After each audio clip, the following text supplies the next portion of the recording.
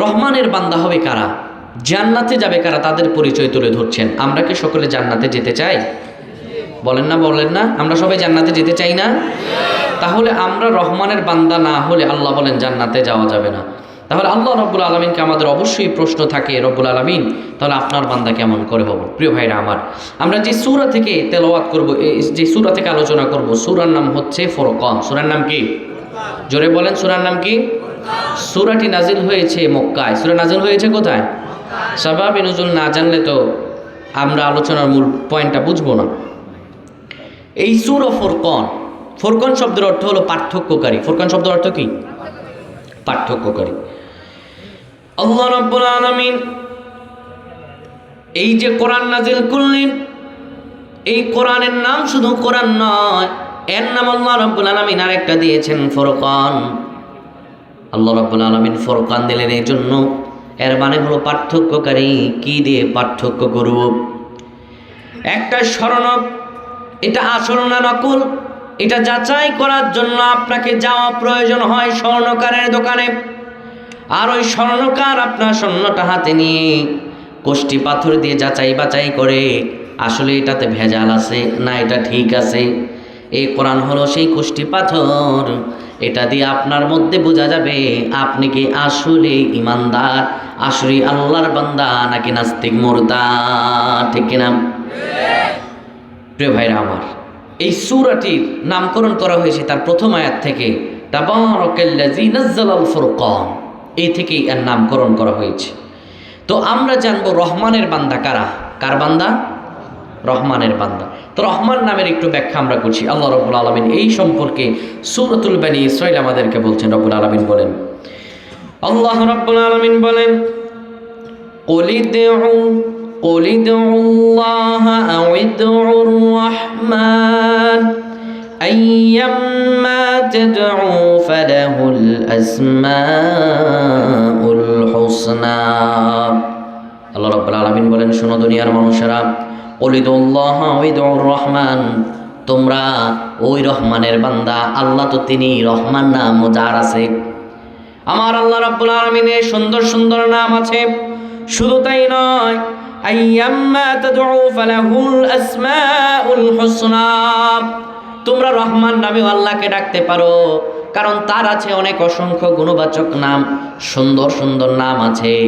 আবার আল্লাহ রাব্বুল আলামিন সূরাতুল আল আরাফে আমাদেরকে বলেন, ওয়ালিল্লাহিল আসমাউল হুসনা ফাদউহু বিহা ওয়াদারুল্লাযীনা ইউলহিদুনা ফি আসমাই সাইয়ুজজাউনা মা কানু ইয়ামালুন। আল্লাহু আকবার। আল্লাহ রাব্বুল আলামিন বলেন, ওয়ালিল্লাহিল আসমাউল হুসনা, আল্লাহ রাব্বুল আলামিনের সুন্দর সুন্দর নাম আছে। তোমরা আল্লাহ তাআলার সেই সুন্দর সুন্দর নাম ধরে রাখো। ওয়াদারুল্লাযীনা ইউলহিদুনা ফি আসমাই, তাদেরকে বর্জন করো যারা আমার আল্লাহর নামকে বিকৃত করে ডাকে। আল্লাহ রাব্বুল আলামিন বলেন, আমার সুন্দর নাম আছে আল্লাহ, আমার সুন্দর নাম আছে ইয়া হাইয়ু, আমার সুন্দর নাম আছে ইয়া কাইয়ুম, আমার সুন্দর সুন্দর নাম আছে বান্দা, সুন্দর সুন্দর নাম ধরে ডাক। আমার নাম হলো রহমান, আমার নাম হলো রহিম। কিন্তু যারা আমার রব আল্লাহ রাব্বুল আলামিনের নামকে বিকৃত করে করে ডাকে, আমার রব আল্লাহ বলেন তাদেরকে তোমরা বর্জন করে দাও।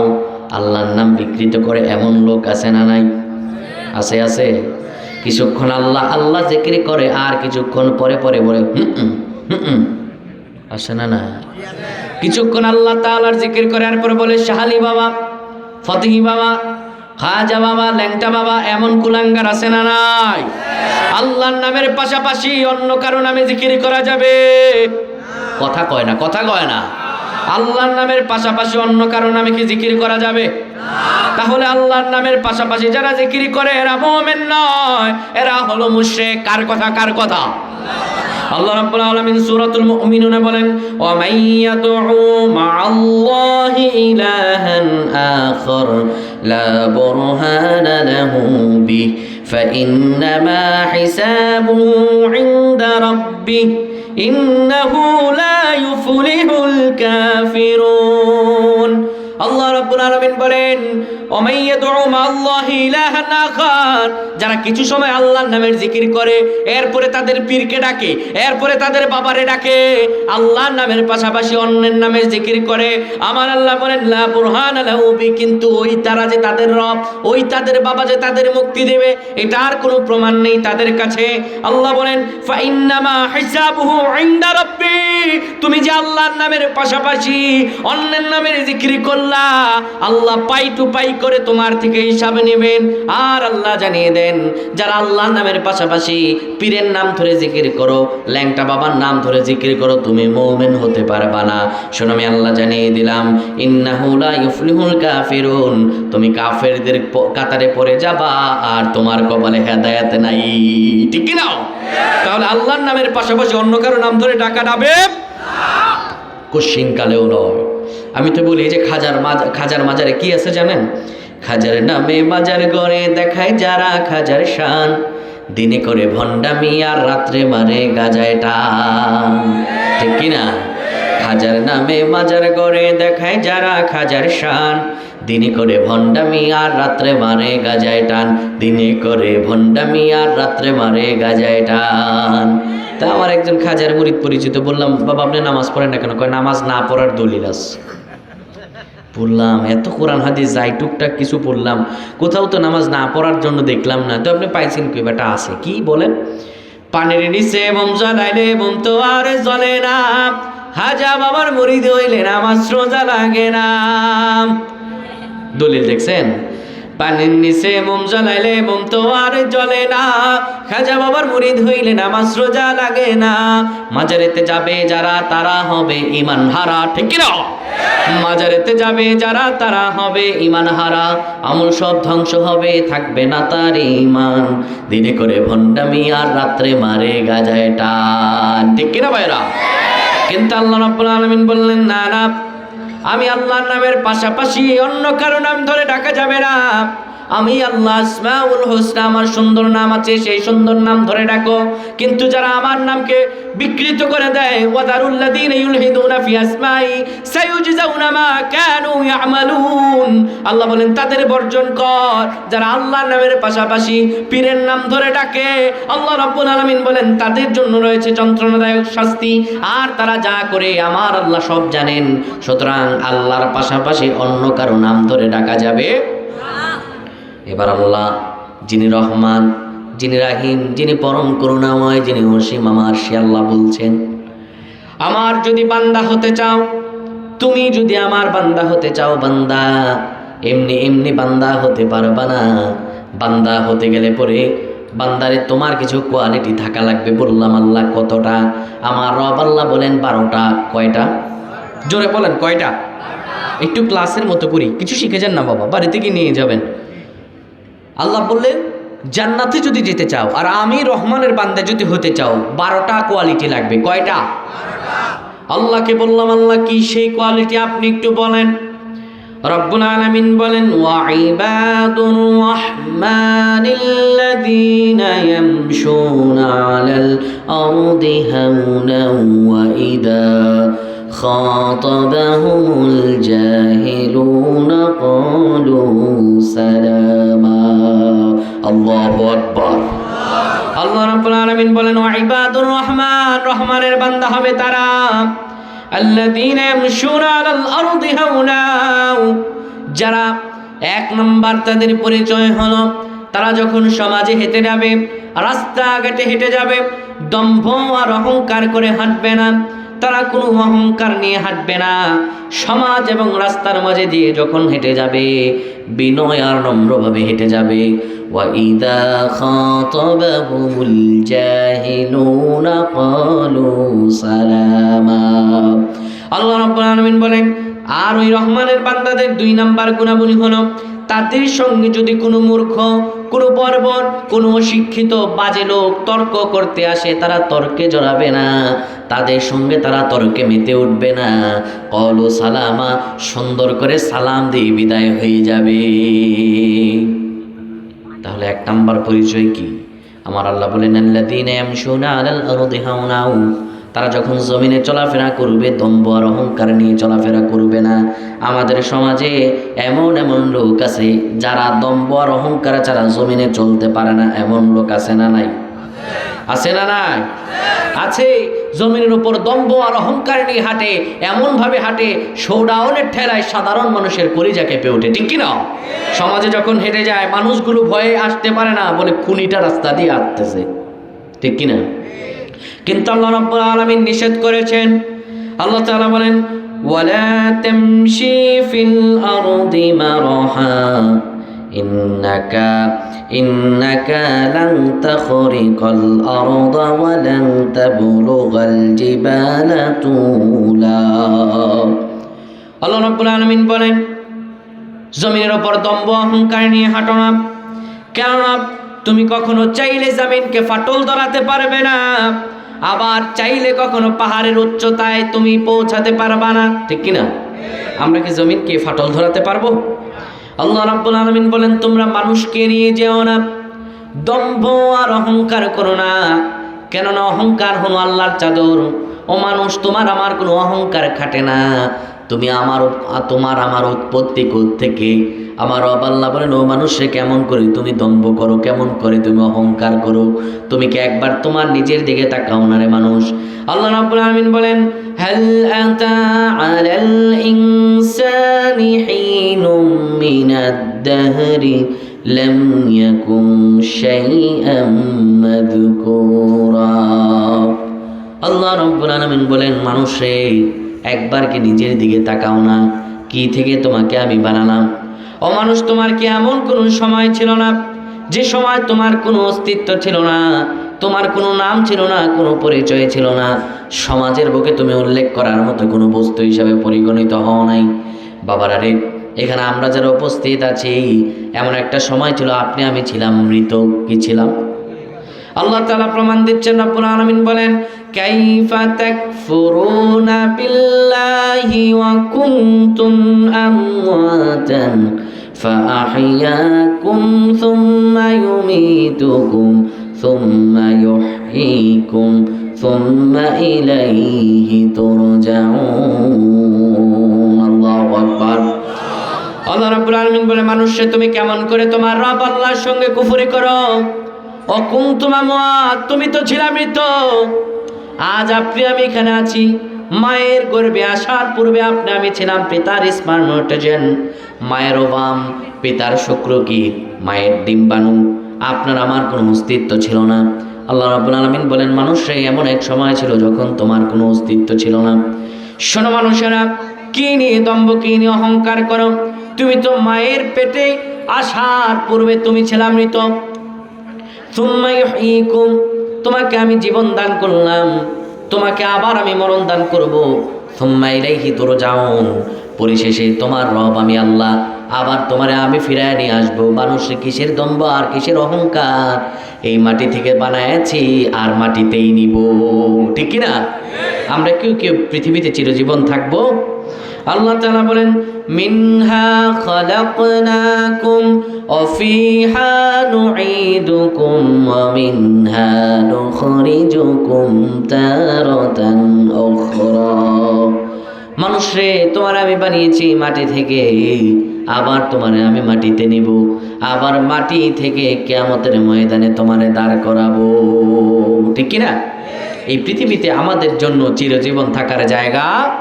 যেমন ধরেন, আপনার আমার কোনো অস্তিত্বই ছিল না। মায়ের পেটে আমরা যখন ছিলাম, দুনিয়াতে আসলাম। দুনিয়াতে আসার পর আমরা কি চলতে ফিরতে পেরেছি? বলেন বলেন, চলতে ফিরতে পেরেছি? জীবনের প্রথম গোসল কে দিল? মানুষ। নিজের গোসল নিজে দিতে পারতাম না। ছোট্ট বাচ্চা যাদের ঘরে আছে, একটু নজর করে দেখবেন, নবজাতক জন্মগ্রহণ করার পরে ছোট্ট বাচ্চাকে যদি শোয়া দেয়, বাচ্চা শুয়ে থাকে, বসাই দিলে বসতে পারে, আবার শোয়াই দিলে শুয়ে যায়, খাইতে দিলে খাইতে পারে, না খাইতে চেয়েও খেতে পারে না। আপনার আমার এমন সময় ছিল, আপনি আমিও ছোট্ট বাচ্চা ছিলাম। আবার একটু শক্তি সামর্থ্য হলো, কিন্তু এই শক্তি সামর্থ্য হওয়ার পরে যৌবনটা আল্লাহর রাস্তায় আমরা খাটালাম না। গুনার গুনাহ, চারপাশে যা যায় সব গুনাহ, আল্লাহর নাফরমানি করলাম, আমার রব আল্লাহ বলেন, এত নাফরমানি করলে রে বান্দা, এরপরে আবার এমন একটা সময় আসবে যখন 70-80 বছর হয়ে যাবে, দেখবেন বৃদ্ধ যখন হয়ে যাবে নিজে নিজে চলতে পারবে না। বৃদ্ধ মানুষ যাদের ঘরে আছে 80-90 বছর হয়ে গেছে, অসুস্থ মানুষ, এরা কি চলতে পারে? বলেন বলেন, চলতে পারে?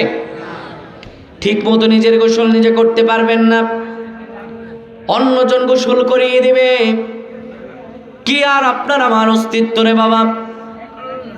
এরপরে আপনি আমি যখন রুটা বের হয়ে যাবে শরীর থেকে, এই দেহের মাঝে যখন আর কোনো প্রাণ থাকবে না, তখন আপনি আমার এই নিথর দেহটা পড়ে থাকবে, এই দেহের কোনো মূল্য নাই। আত্মীয় স্বজনগুলা গায়ের জামা, গায়ের সকল জামাগুলো কেচি দিয়ে কেটে রেখে দিবে, 3 টুকরা কাফনের কাপড় পরে আর চিরজনমের মতো বিদায় করে দিবে। আপন আছে কেউ?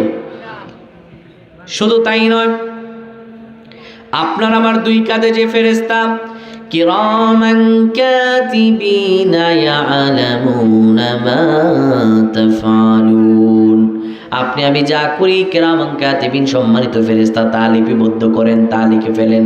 ওই কিরামান কাতিবিন আপনাকে আমাকে ছেড়ে চলে যাবে, একলা পড়ে রব, আপনজন কাউরে পাবেন না, কেউ আপনার আমার আপন হবে না রে বাবা। অন্ধকার কবরে রেখে আসবে, ছেলে আপন না, না ছেলেও আপন নয়।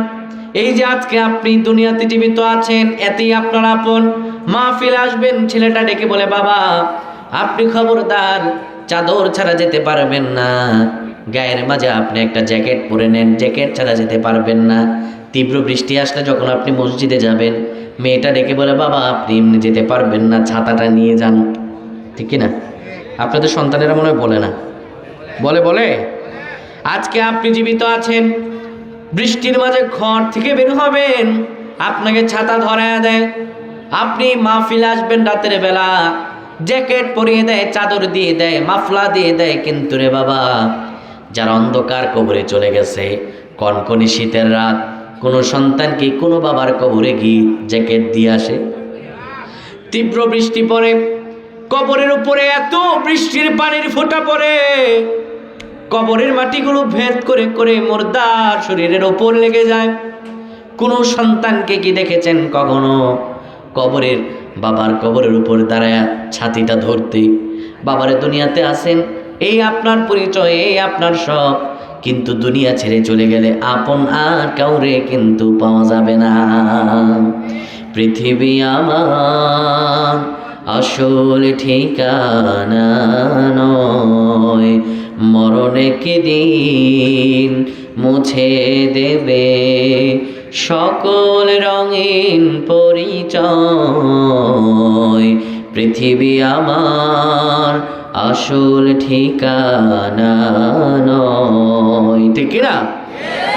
মিছে মমতার বন্ধন, মিছে মায়া স্নেহ প্রীতি ক্রন্দন, মিছে জীবনের রংধনু 7 রং, মিছে জীবনের রংধনু 7 রং, মিছে জয় আর পরাজয়।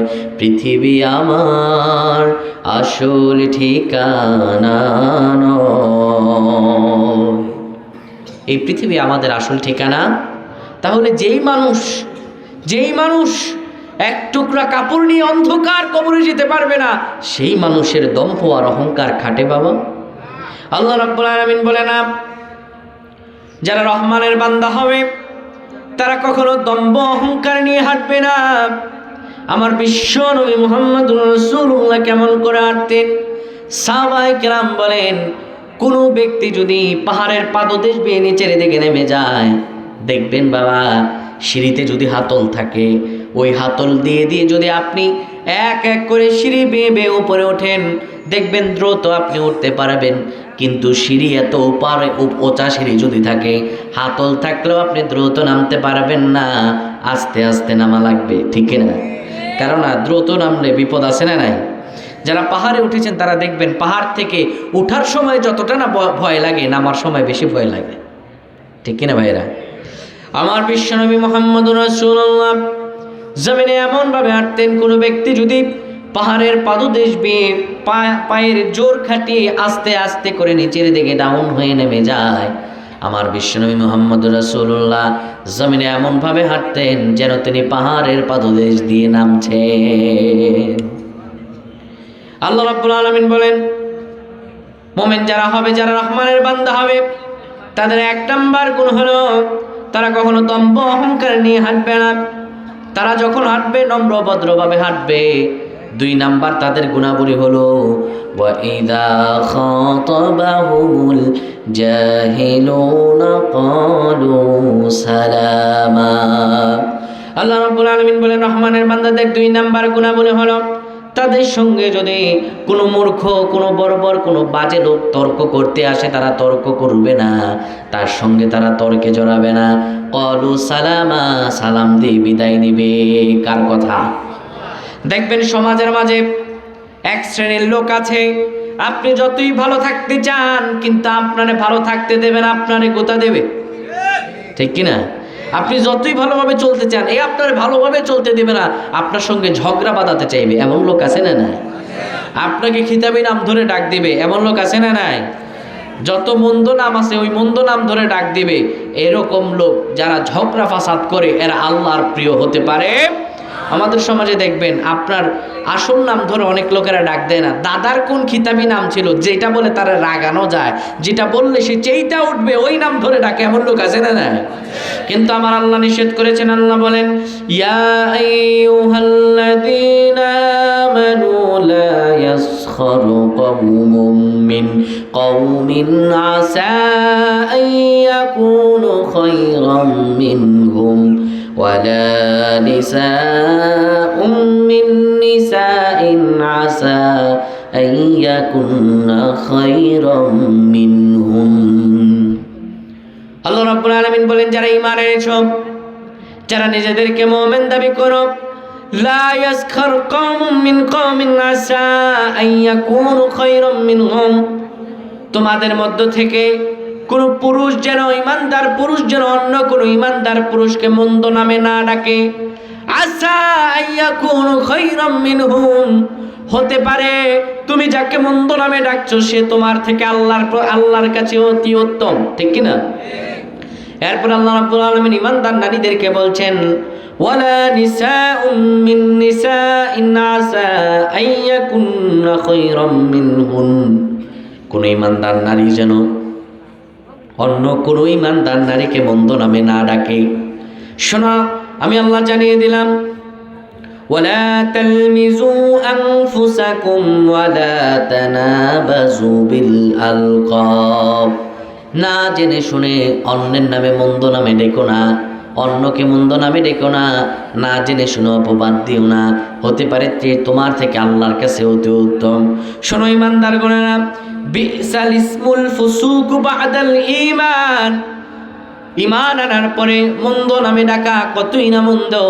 যারা ঈমান এনেছো তোমরা অন্য কাউকে যদি গালাগাল করে ডাকো, গালি ছাড়া তুমি কথা বলতে পারো না, অন্য নামে খিতাবি ছাড়া তুমি কথা বলতে পারো না, মন্দ নাম ছাড়া তুমি কথা বলতে পারো না। আল্লাহ জানিয়ে দিয়েছেন, ওমান লাম ইয়াতুবু ফাউলাইকা হুমুজ জালিমুন। আজকের ওয়াজ শোনার পরে আপনি যদি এতদিন অন্য কাউকে মন্দ নামে ডাকেন, অন্য কাউকে গালাগাল করে ডাকেন, মা বাবার নাম তুলে তাকে গালাগাল দিয়ে নোংরা ভাষায় ডাকেন, আজকের ওয়াজ শোনার পরে যদি আপনি তওবা না করেন, আল্লাহ বলেন, ওমান লাম ইয়াতুব ফাউলাইকা হুমুজ জালিমুন, সে কেউ যদি এইটুকু জানার পরেও তওবা না করে সে জালেম হয়ে যাবে। কার কথা? আল্লাহ বলেছেন সে জালেম হয়ে যাবে। একজন মানুষকে মন্দ নামে ডাকার কারণে, একজন মানুষকে গালাগাল দেওয়ার কারণে বাবা আপনি জালেম হয়ে যাবেন। তাই অন্যের নামে মন্দ নামে ডাকা যাবে না, ঝগড়া ফাসাদ করে যাবে না। কোনো ব্যক্তি যদি আপনাকে মন্দ নামে ডাকে, আপনি কখনো তার সঙ্গে ঝগড়া ফাসাদ করবেন না, তার সঙ্গে কখনো গালাগালিতে মেতে উঠবেন না। ক্বালু সালামা, সালাম দিয়ে বিদায় নেবেন। কারাদেশ, কারাদেশ, জোরে বলেন কারাদেশ। আল্লাহ রাব্বুল আলামিন ঝগড়া করতে নিষেধ করেছেন। আমার মা বোনেরা, মা বোনদের মাঝে ঝগড়ার প্রবণতা বেশি। দেখবেন ভালো কথা বলতে বলতে কখনো ঝগড়া লেগে গেছে। ঠিক কিনা? আপনাদের এই কিশোরগঞ্জের মা বোনরা মনে ঝগড়া করে না? করে ঝগড়া করে। আরে ঝগড়া করা যাবে না। ঝগড়া করলে ওরে বাবা মা বোনদের মুখ থেকে যেই পরিমাণ সূরা কেরাত বের হয়, মহিলাদের ঝগড়া যারা শুনছে তারাই এই কথা বুঝতে পারবে। আল্লাহ আমার মা বোনদেরকে ঝগড়া না করার তৌফিক দান করুক, পারে না আমিন। বাবারা মোটেও টেনশন নেবেন না, ওয়াজ শেষের দিকে আছে, একটু পরেই বড় হুজুর হাজির হবে। বড় হুজুরের নাম কি জানেননি? তবারুত মোবারক। বড় হুজুরের নাম কি? আসতেছে খুব শীঘ্রই। আল্লাহ রাব্বুল আলামিন রহমানের বান্দা হবে যারা, যারা জান্নাতি হবে, তাদের 3 নাম্বার গুণাবলী বলছেন। আল্লাহ বলেন, ওয়াল্লাযীনা ইয়াবিতুনা লিরাব্বিহিম সুজদান ওয়া কিয়ামা। আমার আল্লাহ রাব্বুল আলামিন বলেন, যারা রহমানের বান্দা হবে তাদের 3 নাম্বার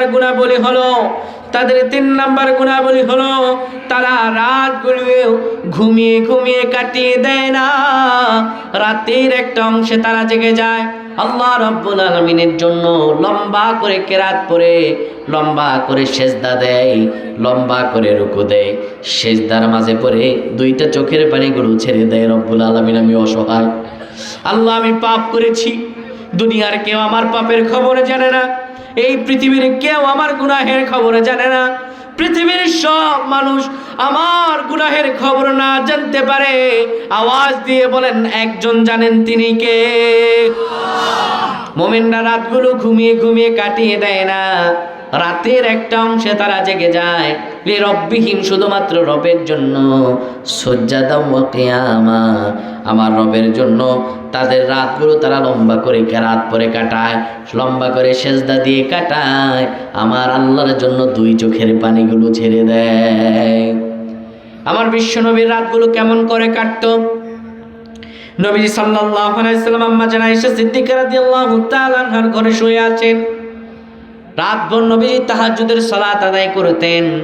আমার নবীজি অত বড় জায়গা ছিল না, আজকে আপনার আমার জন্য কত বড় বড় জায়গা আছে, ঘর আছে, জায়নামাজ আছে, মসজিদ আছে, কিন্তু আমার নবীজি হুজরাখানাটা এত বড় ছিল না, ছোট্ট হুজরাখানা। রাসূলুল্লাহ নামাজে দাঁড়িয়েছেন, আম্মা জান আয়েশা সিদ্দিকা রাদিয়াল্লাহু তাআলা আনহা ঘুমিয়ে আছেন। আবার আম্মা জানের পাটা রাসূলুল্লাহ যে জায়গায় সেজদা দিবেন সেই জায়গা। বিশ্বনবী অনেকক্ষণ কেরাত পড়ার পরে রুকুতে গেলেন, অনেকক্ষণ রুকুতে যাওয়ার পরে সেজদায় গেলেন।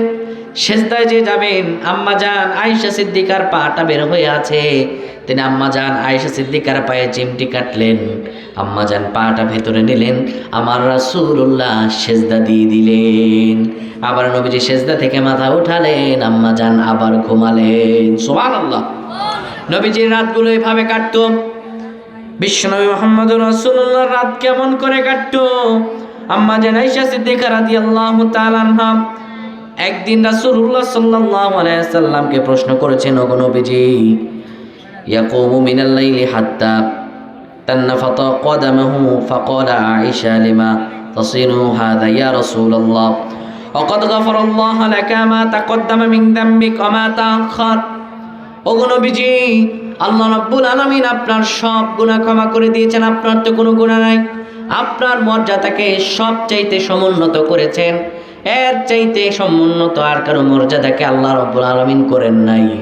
ওগো নবীজি, কেন গো আপনি রাত জেগে জেগে এইভাবে কষ্ট করে করে তো আপনি সালাত আদায় করেন? কেন আপনি এইভাবে কষ্ট করেন?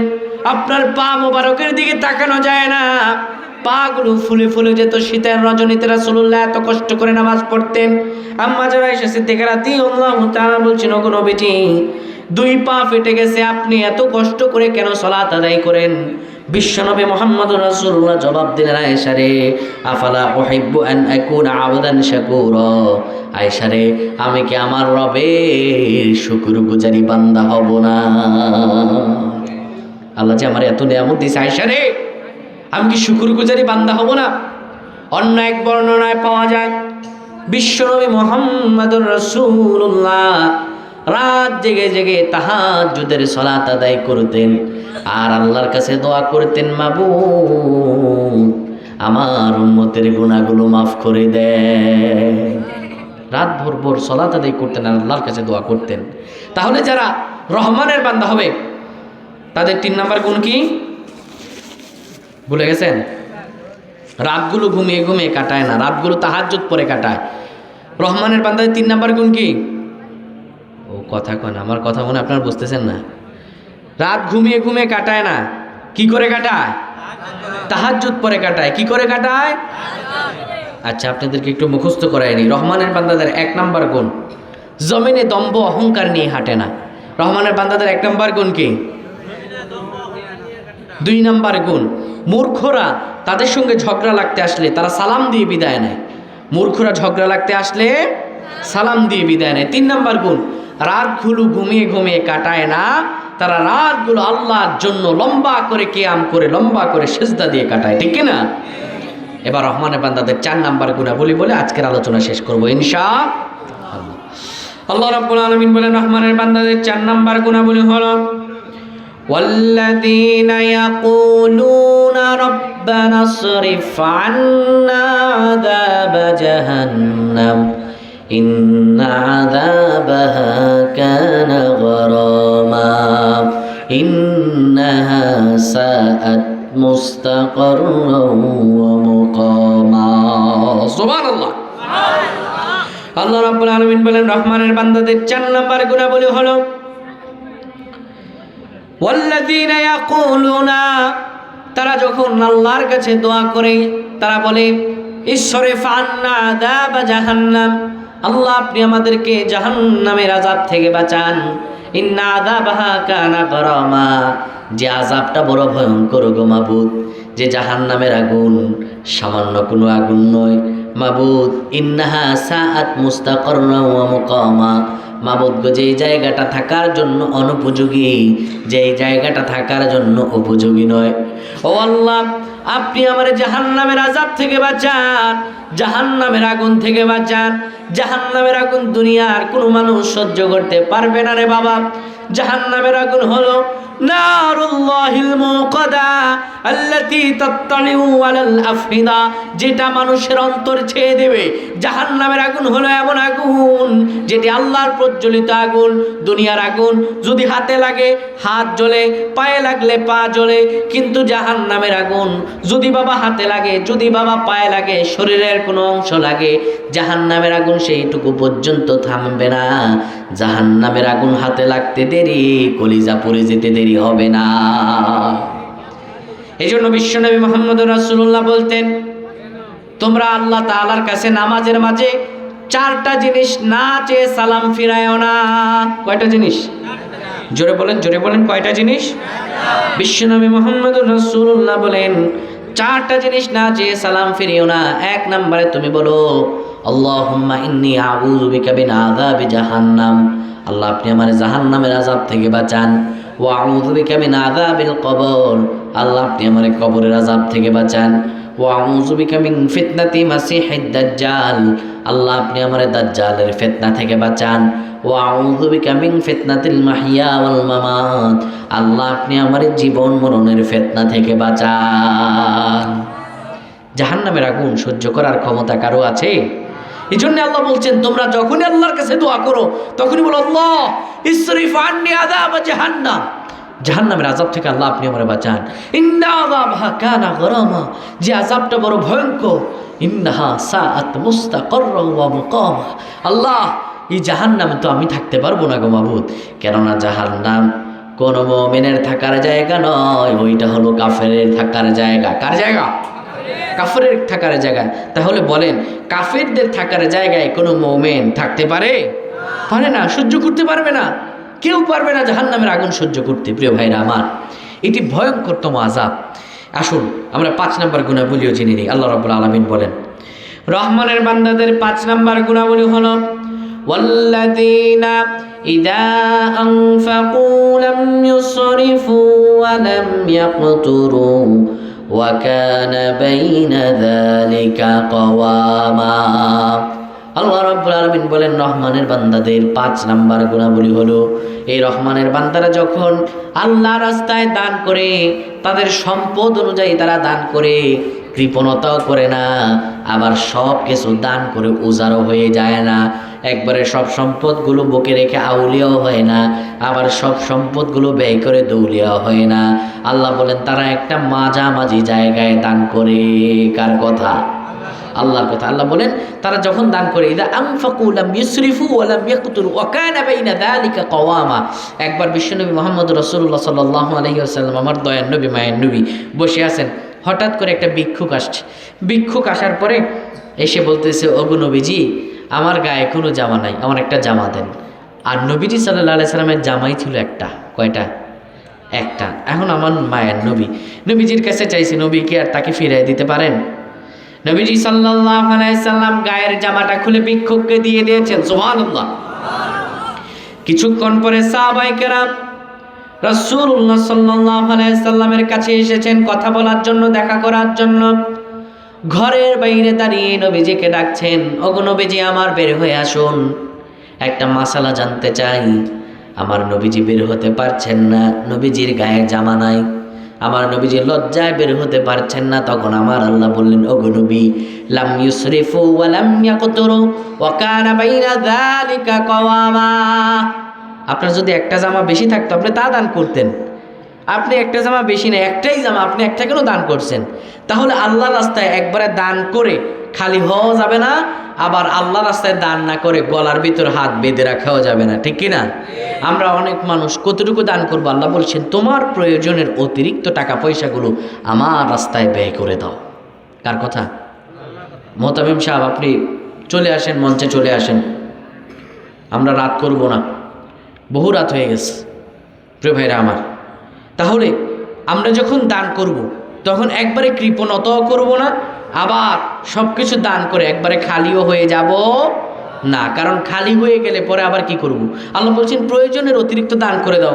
আপনার ব্রাহ্মণকান্দি একটা বাড়ি আছে, আপনার কিশোরগঞ্জ শহরে আরেকটা বাড়ি করবেন, কিশোরগঞ্জ শহরে বাড়ি আছে, ঢাকা শহরে আরেকটা বাড়ি করবেন, এরকম চিন্তা চেতনার লোক আছে না নাই? কিন্তু ব্রাহ্মণকান্দি এই মধ্যপাড়া এই দারুস সালাম ফোরকানিয়া মাদ্রাসায় কিছু টাকা দিতে বললে টাকা বের হবে না। তখন টাকা পয়সা পকেটে নাই, কিন্তু মেয়ের বিয়ের আগে গায়ে হলুদের আয়োজন করবে, সেইখানে টাকা ফালানোর অভাব নাই, ঠিক কিনা? এমন লোক আছে না নাই? নিজের নাম কিভাবে ফলাবে সেইখানে টাকা ব্যয় করার জন্য অনেক টাকা আছে, কিন্তু আল্লাহর রাস্তায় দান করার সময় হাতগুলো বুকের মধ্যে বেঁধে রাখে, ঠিক কিনা?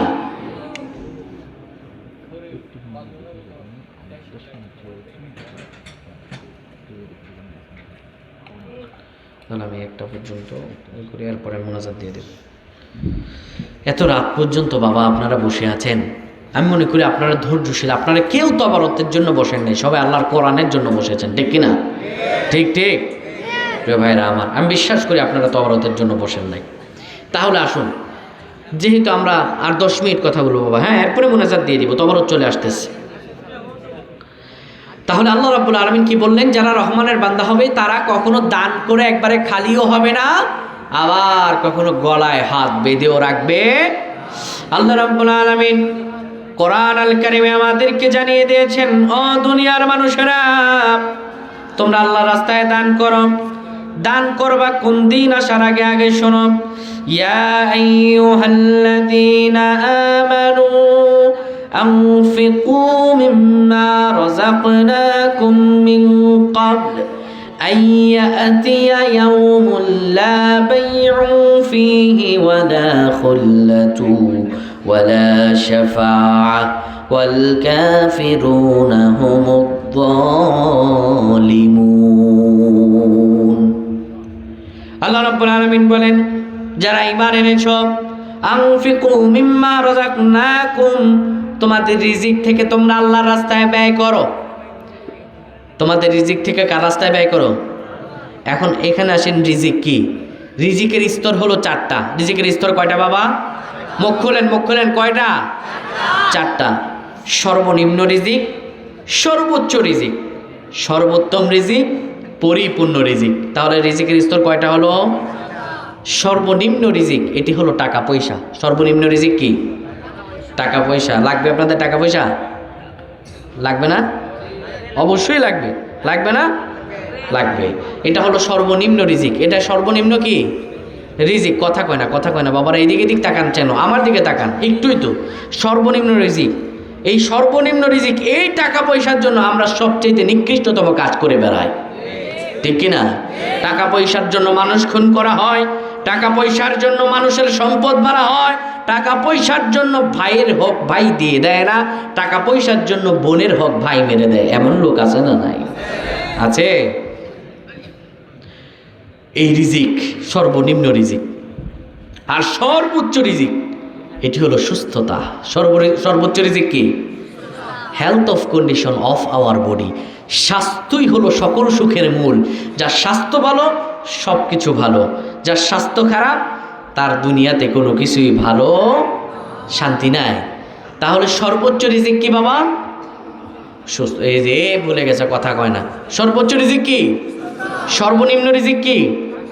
টাকা পয়সা। সর্বনিম্ন রিজিক কি? সর্বোচ্চ রিজিক কি? একদিন মুসা আলাইহিস সালাম তুর পর্বতের উপরে আল্লাহর সঙ্গে কথা বলতেছেন। হঠাৎ মুসা আলাইহিস সালাম মাঝে মাঝে আল্লাহকে উল্টাপাল্টা প্রশ্ন করতেন। একদিন বলতেছে, আল্লাহ ধরেন আপনি যদি মুসা হইতেন আর আমি যদি আল্লাহ হইতাম, আপনি আমার কাছে চাইতেনটা কি? আল্লাহ তাআলা বলেন, মুসা রে, এটা কোনোদিনও সম্ভব না। মুসা আলাইহিস সালাম না, আল্লাহ বলেন না আপনি চাইতেনটা কি? আল্লাহ রাব্বুল আলামিন বলে, মুসা রে, এটা তো কশ্চিন কালেও সম্ভব নয়। যদি এমনটা হতো রে মুসা, তুমি যদি আল্লাহ হতা আর আমি যদি মুসা হতাম, তোমার কাছে আমি সর্বপ্রথম যেটা চাইতাম সেটা হলো সুস্থতা জীবন। কারণ সুস্থ জীবনে সব কিছুই সুন্দর, অসুস্থ জীবনে কোনো কিছুই সুন্দর হতে পারে না। সুস্থতা এটি হচ্ছে সর্বোচ্চ রিজিক। আর সর্বোত্তম রিজিক হলো নেককার স্ত্রী এবং নেককার সন্তান। ঠিক কিনা? রাসূলুল্লাহ সাল্লাল্লাহু আলাইহি সাল্লাম বলেন, আদ-দুনিয়া কুল্লুহা মাতা ওয়া খায়রু মাতা'id দুনিয়া আল মারআতু সালিহা। দুনিয়াটা হলো বাবা ভোগ্যবস্তুর জায়গা। এই দুনিয়াতে সব কিছুই ভোগ্যবস্তুর জায়গা, সব কিছু ভোগ্যবস্তু। এই সব কিছুর মধ্যে শ্রেষ্ঠতম ভোগ্যবস্তু হলো নেককার স্ত্রী। যার ঘরে নেককার স্ত্রী আছে তার ঘরটা জান্নাত, আর যার ঘরে বদকার স্ত্রী আছে তার গোটা ঘরটাই জাহান্নাম। কথা কয় না? ঠিক কিনা? যার ঘরে মোবাইল টিপুন না স্ত্রী, যার ঘরে টিকটক বানাইন না স্ত্রী, যার ঘরে রিলস দেখুন না স্ত্রী আছে, তার ঘরে কিয়ামত পর্যন্ত শান্তি আছে? এখন রাত বিরাত করে মাহফিলের থেকে বাড়িতে যাবেন, স্ত্রী যদি মোবাইল দেখুন না স্ত্রী হয়, গিয়ে দেখবেন মোবাইল টিপতেছে, বলবেন, স্ত্রী মাহফিল তো করে আসছি, বসে বসে আমার ঘাটটা ব্যথা হয়ে গেছে, তোমার জন্য বিরিয়ানি নিয়ে আসছি, বিরিয়ানিটা প্লেটের মধ্যে বারো, একসাথে দুইজন মিলে খাই। স্ত্রী বলবে, এত টাইম নাই, তোমার বিরিয়ানি তুমি প্লেটে বেড়ে খাও। এমন স্ত্রী আছে না নাই? নেককার স্ত্রীদের 4টি গুণ। কয়টি গুণ? এটা আমার মা বোনদের জন্য ওয়াজ, বাবারা বাড়িতে গিয়ে ওয়াজটা করে দিবেন। নেককার স্ত্রীদের কয়টি গুণ? 4টি গুণ। 1 নাম্বার, স্বামী যা আদেশ করেছেন যদি তা জায়েজ হয়, অকপটে বিনা শর্তে তা মেনে নেওয়া লাগবে। আপনারা মনে আমার কথা বুঝেন নাই? স্বামী আদেশ করেছেন তা যদি হালাল হয় আর জায়েজ হয়, অকপটে তা মেনে নেবে। 2 নাম্বার, কারণে অকারণে কথা বন্ধ করবে না। আমাদের মা বোনেরা কিছু একটা হলেই কথা বন্ধ করবে, এটা তো কমন বিষয়। কিছু একটা হলে বলে বাপের বাড়ি চলে যাব, ঠিক কিনা? আর একটু ঝগড়া লাগলেই বাপের বাড়ি তো গেছে, এখন স্বামী পা ধরা না পর্যন্ত আর শ্বশুর বাড়ি আসবে না।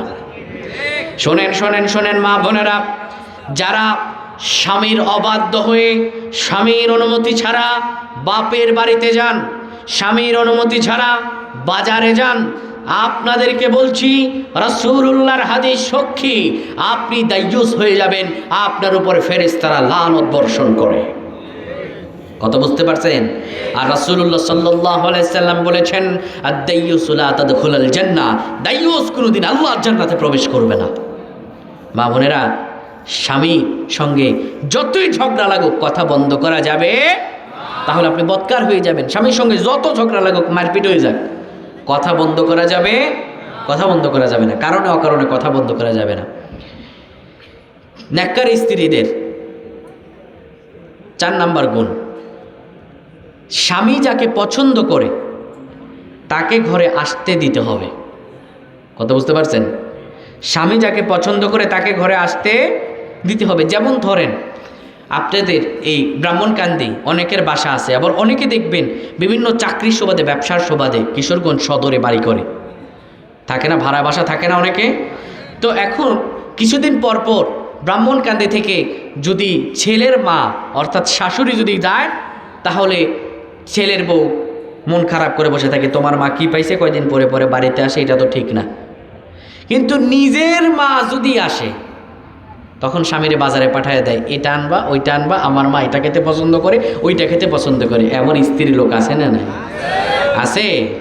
আমাদের দেশের মা বোনেরা কেমন জানেন? এক মা বলতেছে, আমার মেয়ের স্বামীটা আল্লাহর ওলি, কারণ কি আমার মেয়ে যা বলে তাই শোনে, কিন্তু ছেলেটা হইছে শয়তানের হাড্ডি, ওর বউ যা বলে তা শোনে।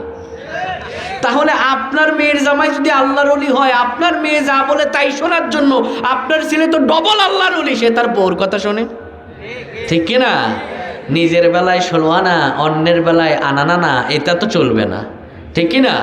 তাহলে নেককার স্ত্রীদের গুণ হলো, স্বামী যাকে পছন্দ করেন তাকে ঘরে আসতে দিতে হবে। শাশুড়ি আসে, আসুক, আপনিও তো একদিন শাশুড়ি হবেন, তাহলে কেন তার সঙ্গে আপনি জুলুম করছেন? এটি অনুচিত কাজ। একদম সবিশেষ নেককার স্ত্রীদের গুণ, স্বামীর সঙ্গে ভালো ব্যবহার করা লাগবে। প্রিয় মা বোনেরা, একটি আলেমদের একটি কথা আমি আপনাদেরকে বলছি। ইসলামী মনীষীরা বলেন, ইসলামের ইতিহাসে মনীষীরা বলেন, যে নারী স্বামীর সঙ্গে 2টি কাজ করবে, ওই নারীর পৃথিবীর বুকে আল্লাহ রাব্বুল আলামিন 2টি শাস্তি দিবেন। 1 নাম্বার, যেই নারী স্বামীকে গালাগাল করবে, যেই নারী স্বামীর গায়ে হাত তুলবে, আল্লাহ রাব্বুল আলামিন ওই নারীকে দুনিয়াতে 2টা শাস্তি দেবেন। কয়টা শাস্তি? 1 নাম্বার শাস্তি, ওই নারীর এমন রোগ শরীরে বাসা বাঁধবে যেই রোগের কোনো চিকিৎসা নাই। স্বামীর গায়ে হাত তুলতে পারেন না আপনি, স্বামীকে গালাগাল করতে পারেন না আপনি, যে নারী স্বামীকে গালাগাল করবে, স্বামীর গায়ে হাত তুলবে, তার 2 নাম্বার শাস্তি আল্লাহ তাআলা দুনিয়াতে দিবেন। ওই নারী যেখানেই যাক না কেন কোথাও শান্তি পাবে না, কোথাও কি পাবে না? তাহলে সর্বোত্তম রিজিক হলো নেককার স্ত্রী। সর্বোত্তম রিজিক কি? নেককার স্ত্রী এবং নেককার সন্তান। নেককার সন্তান কারা? যেই সন্তানগুলো রাত জেগে জেগে তাহাজ্জুদ সালাত আদায় করে, বাবা মার জন্য কেঁদে কেঁদে দোয়া করে, ওইটা হলো নেককার সন্তান। আর যেই সন্তানগুলো বাবা খায়, ইয়াবা খায়, সিগারেট খায়, বিড়ি খায়, ওইগুলো নেককার সন্তান না বদকার সন্তান? নেশা করে যেই ছেলেপেলেগুলো, এই ছেলেপেলেগুলো কি ভালো ছেলে না খারাপ ছেলে?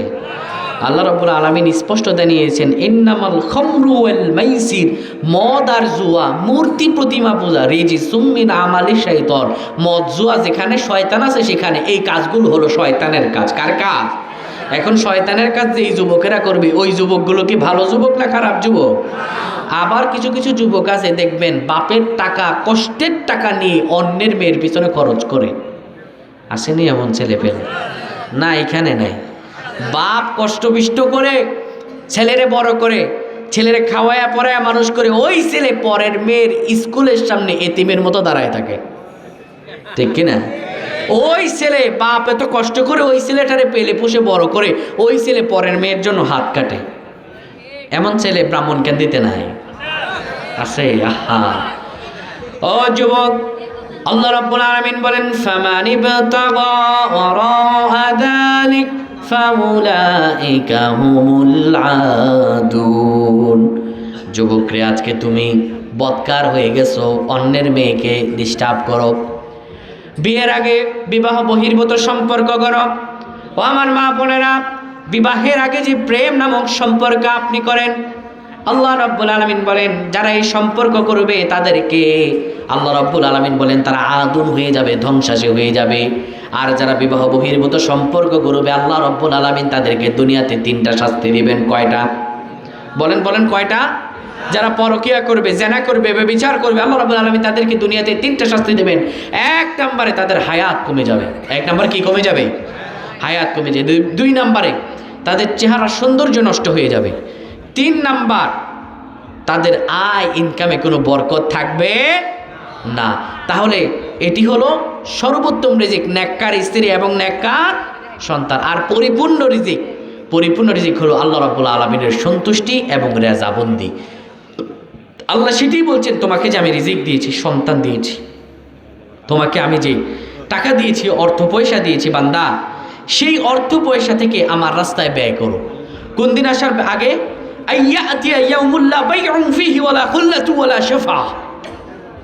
যেদিন কোনো কেনা বেচা আর হবে না, যেদিন কোনো সাফায়াতকারী থাকবে না, যেদিন এই টাকা পয়সা তোমার আমার কোনো উপকারে আসবে। আজ এখানে আপনারা আছেন, মাদ্রাসা পাশে, বাবা দান করবেন, মাদ্রাসায় দিবেন। আপনি যা দান করলেন তাই আপনার, আর যা খেলেন পড়লেন দুনিয়াতেই তা থাকলো, কিন্তু কবরে কিছু নিয়ে যাওয়া যাবে না। আল্লাহ তাআলা এটাই বলছেন, লাম ইউসরিফু ওয়া লাম ইয়াকতুরু ওয়া কানা বাইনা যালিকা কওয়ামা। তোমার অধিক আছে, খাবারের পরে কিছু খাবার বেঁচে আছে, কিছু জায়গা জমি থাকার পরে আরো কিছু জায়গা জমি বেঁচে আছে, বিক্রি করে আল্লাহ রাস্তায় দান করে দাও। আদেশ কার?